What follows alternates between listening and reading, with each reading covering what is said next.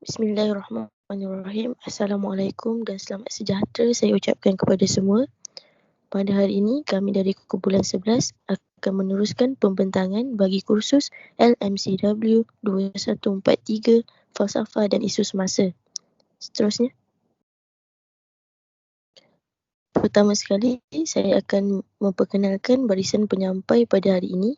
Saya ialah Nurul Hasham binti Muhammad Suadli bernombor metrik A177083. Seterusnya Zafirah Izzati bernombor metrik A177881. Fatin Atirah bernombor metrik A177080.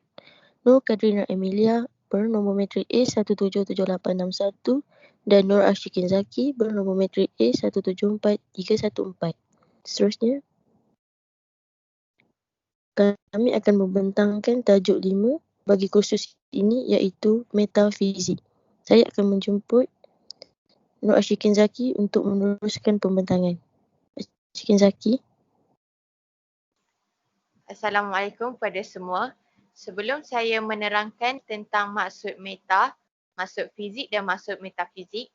Metafizik, sistem metafizik dan hubungan antara insan, alam dan Tuhan sangat berkait rapat dan memainkan peranan penting antara satu sama lain.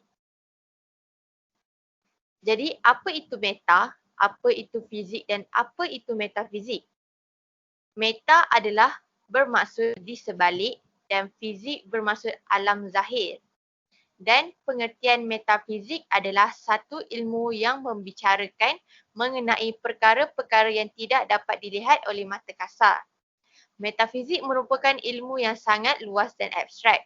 Ia adalah ilmu di bawah cabang ilmu falsafah di mana ia adalah kajian mengenai sesuatu yang luar biasa, hal semula jadi yang berlaku dalam dunia realiti dan mengkaji sesuatu persoalan asas pada zaman kuno. Ia juga merupakan satu ilmu yang mengkaji sesuatu untuk dirungkai seperti bagaimana sesuatu itu boleh terjadi, apakah yang menjadikan sesuatu atau mengkaji sesuatu hal yang tidak boleh berubah. Keluasan ilmu metafizik ini merangkumi hal-hal gaib, fenomena yang tidak boleh dilihat dengan mata kasar, sesuatu yang bukan biasa seperti aura, tenaga, frekuensi, gelombang dan banyak lagi. Sebagai contohnya, kajian mengenai apakah hubungan antara minda atau akal dengan tubuh badan atau fizikal. Next. Okey, saya akan menyambung bagi perbandingan dalam metafizik. Dalam metafizik terdapat dua perbandingan iaitu perbandingan di antara metafizik dan falsafah dan yang kedua perbandingan di antara metafizik dan agama. Bagi metafizik dan falsafah, ia menerangkan mengenai kajian pada peringkat abstrak, manakala untuk perbandingan metafizik dan agama mengenai fenomena di luar alam nyata. Seterusnya. Okey, apabila bercakap mengenai metafizik, terdapat 4 nama mengenai cabang falsafah ini iaitu First Philosophy, First Science, Wisdom dan Teologi. Seterusnya. Perbandingan dalam metafizik. Yang pertama, perbandingan antara metafizik dan falsafah.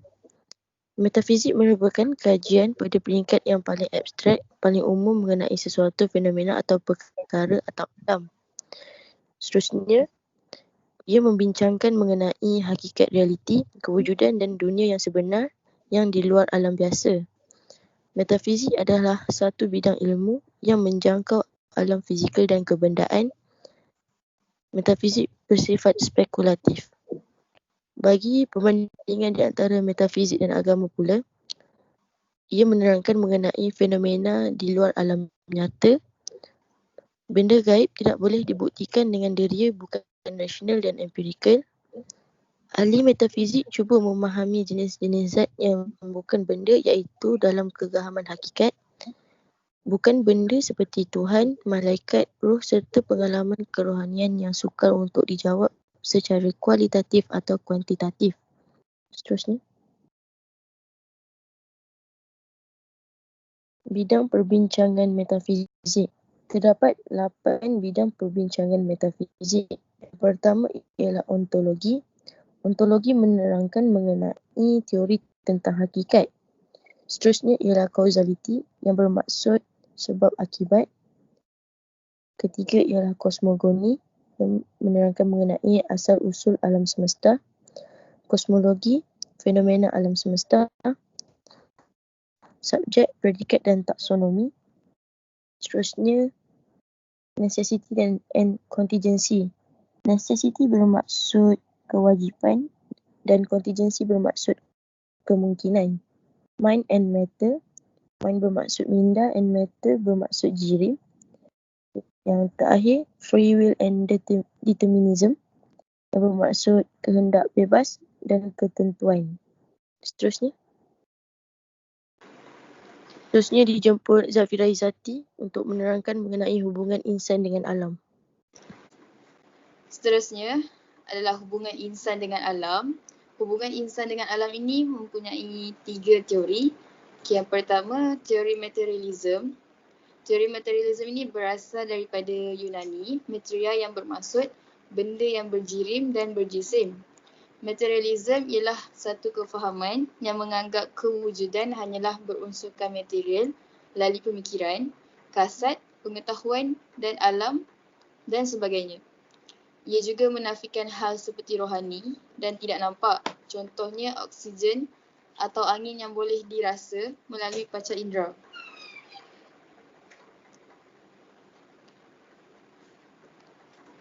Seterusnya adalah teori idealism.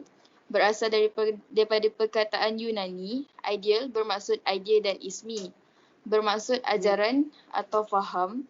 Idealism mempercayai bahawa semua perkara yang dialami oleh fikiran adalah hasil pemikiran mutlak. Fungsi akal manusia ialah fikiran mengenai sesuatu perkara. Ia merupakan proses konseptual daripada pecahan akal mutakhir dalam usaha mencari kewujudan, pengetahuan dan nilai.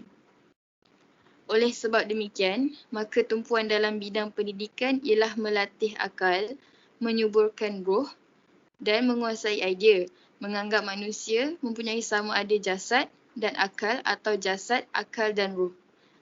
Okey, seterusnya saya akan sampaikan kepada Fatin Atirah untuk sambung teori yang ketiga. Teori yang ketiga ialah teori horizontal insan. Insan bermaksud alam yang kecil, alam ialah ruang besar.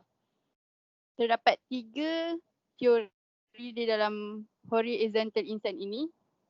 Yang pertama, mekanisme. Alam dan manusia diandaikan seperti mesin dan makhluk seperti mekanik. Proses mental untuk menerangkan fenomena ialah seragam dari sudut kelakuannya. Yang kedua, determinism. Tindakan manusia boleh diterangkan secara sebab musabab atau mengikut hukum yang ditetapkan. Ia terbahagi kepada 2 iaitu intrinsik dan ekstrinsik. Intrinsik bermaksud setiap kejadian berlaku disebabkan diri sendiri. Ekstrinsik bermaksud setiap kejadian berlaku disebabkan oleh faktor luar atau di luar kawalan manusia. Yang ketiga, realism. Alam yang wujud secara nyata dan objektif. Contohnya, Darwinism, alam yang wujud secara tersendiri. Maka jelas hubungan rapat antara pengertian ekologi dan ekonomi yang kedua-duanya turut melibatkan tindak tanduk insan terhadap alam sekitar yang termasuk dalam alam semesta. Dari segi martabat atau darjat kepentingan ketiga-tiga bidang ini, kosmologi atau pemahaman alam semesta sebagai teras kepada pemahaman ekologi atau pemahaman alam sekitar. Pemahaman alam sekitar pula teras kepada ilmu ekonomi. Seterusnya, ekonomi bukan hanya melibatkan wang ringgit tetapi juga penggunaan sumber alam demi menjalankan kekayaan kebendaan. Jika dilakar 3 lingkaran sepusat, 3 concentric circles, maka kosmologi terletak di lingkaran pusat, ekologi di lingkaran tengah dan ekonomi di lingkaran luar. Seterusnya, saya serahkan kepada Kadrina untuk menerangkan hubungan insan dengan Tuhan.